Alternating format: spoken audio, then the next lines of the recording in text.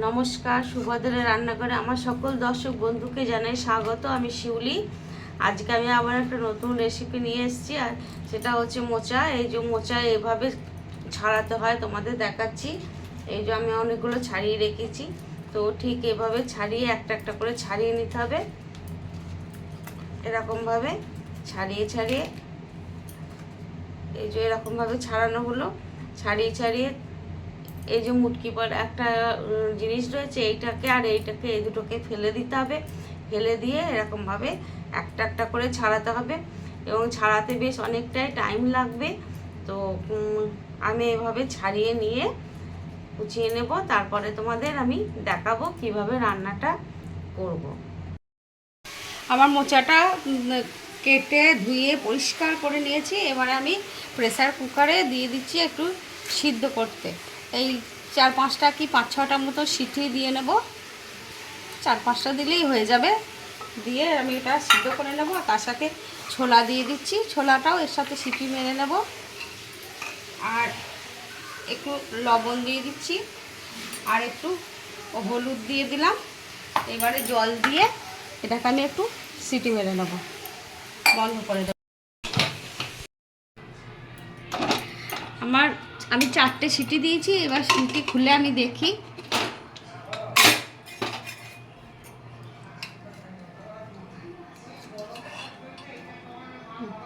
হয়ে গেছে সিদ্ধ।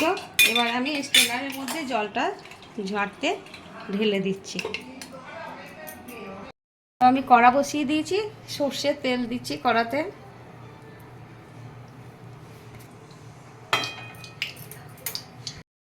এবার একটা আমি জিরে ফোড়ন দিচ্ছি, একটা শুকনো লঙ্কা, দুটো তেজপাতা,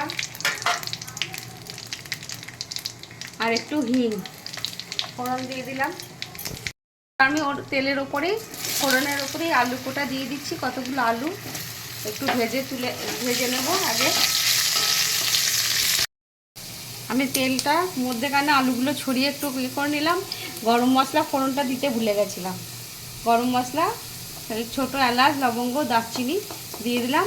আমি তোমাদের সাথে একটা গোপন ব্যাপার শেয়ার করি, সেটা হচ্ছে আমার কিন্তু খুব ভুলো মন। হ্যাঁ, আমি সব জিনিস ভুলে যাই, খুব ভুলে যাই। এটাও ভুলে গেছিলাম, সেই জন্য তোমাদেরকে বলে দিলাম, এটা দিয়ে দিলাম আমি।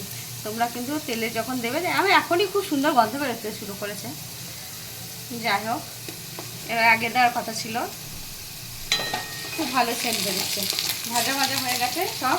এবারে আমি আদা বাটা দেবো, কিছুটা আদা আর কাঁচা লঙ্কা বাটা একসাথে আছে দিয়ে দিলাম। একটা বড় টমেটো কুচি দিয়ে দিলাম। এবারে আমি গুঁড়ো মশলাগুলো দিয়ে দিচ্ছি। ডেলিকার গুঁড়ো মশলা, ধনে, জিরে, কাশ্মীরি রেড চিলি পাউডার আর হলুদ, সব একসাথে গুঁড়ো মশলাগুলো দিয়ে দিলাম। এবার আমি একটু লবণ দিয়ে দিচ্ছি মশলাটা কষানোর সময়, তাহলে টমেটোগুলো একদম গলে গলে যাবে। আর কটা বাদাম ভেজানো আছে, বাদাম ভেজানোটা দিয়ে দিলাম। এটা সিদ্ধ করে নিই, কারণ বাদাম খুব নরম, তাড়াতাড়ি সিদ্ধ হয়ে যাবে, যেহেতু ভেজানো বাদাম। ছোলাটা সিদ্ধ করে নিয়েছি। মশলা কষানো রেডি, তেল ছাড়তে শুরু করে দিয়েছে। আর এবারে আমি মোচাটা দিয়ে দিলাম, সিদ্ধ মোচা। এবারে এটাকে আমি ভালো করে একটু কষিয়ে নেব। একদম কষানো হয়ে গেছে। এবার একটু উষ্ণ গরম জল দিয়ে দিচ্ছি, দিয়ে চাপা দিয়ে দেবো। আর একটু লবণ দেবো, আর একটু চিনি দেবো, সামান্য একটু লবণ দিয়ে দিলাম। আমি মশলা কষানোর সময় একটু লবণ দিয়েছিলাম। তোমরা এভাবে মোচা বানিয়ে খাবে এবং খেয়ে আমাকে কমেন্টে জানাবে কেমন হয়েছে।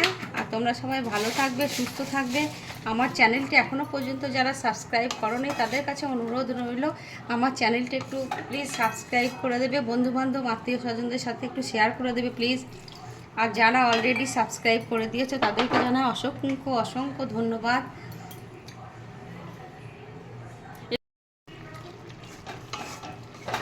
আমার আরেকটু হবে মোচাটা। আমি এখন একটুখানি নারকেল কোড়া ছড়িয়ে দিচ্ছি, দিয়ে একটু ফুটবে। তারপরে কিছুক্ষণ পরে আমি আর একবার দেখবো, দেখে তখন নামাবো, এখনও হয়নি। আমি তাও এখন একটুখানি নারকেল কোড়া দিয়ে একটু চাপা দিয়ে দিচ্ছি। ওপর থেকে আমি একটু কাঁচা লঙ্কা ছড়িয়ে দিচ্ছি। আমার হয়ে গেছে রান্নাটা। এবারে আমি আর একটু নারকেল কোড়া ওপর থেকে ছড়িয়ে দিলাম। এবার গ্যাসটা অফ করে দিচ্ছি। কিছুক্ষণ পরে আমি সার্ভ করে দেব। আমার মোচার তরকারি রেডি এবং সার্ভ করে দিয়েছি। আর ওপর থেকে একটু তোমার নারকেল কোড়া ছড়িয়ে দিলাম। তোমরা ঠিক এইভাবে বানাবে এবং বানিয়ে খেয়ে দেখবে, অসম্ভব সুন্দর হয়েছে এবং ঠিক ভোগের মতো একটা সুগন্ধ বেরোচ্ছে।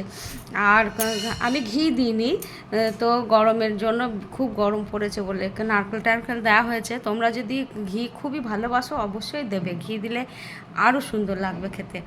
যাই হোক, তোমরা এইভাবে বানাবে, অবশ্যই বানাবে এবং বানিয়ে খেয়ে আমাকে কমেন্ট করে জানাবে। তোমরা সবাই ভালো থাকবে, সুস্থ থাকবে। সবাইকে নমস্কার।